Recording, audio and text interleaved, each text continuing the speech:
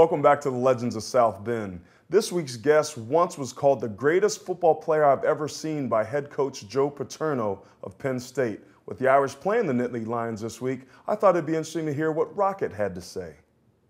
As a receiver, what do you think Notre Dame's going to need to do between now and game time on Saturday versus Penn State to win? Well, I would like to see the quarterback be protected a little more. That may help. That would help. And as a receiver, to open up the passing game, the run game has to be established. If those two things happen, I think from a receiver's perspective, that Charlie Weis offense can really blossom.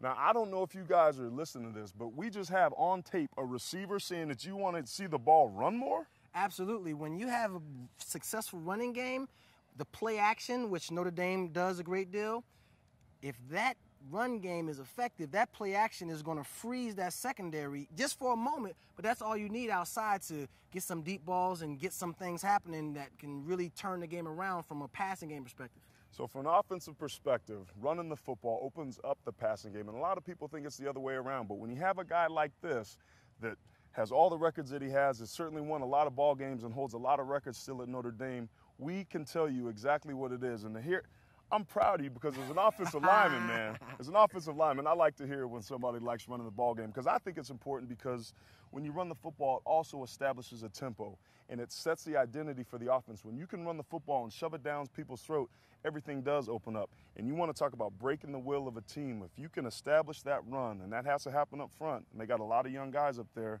good things happen. Absolutely. So tune in next week when we give you more keys to victory, and we hear more from Raghib, we hear more from the legends. We get you up close and personal with the greatest players and coaches ever associated with Irish football.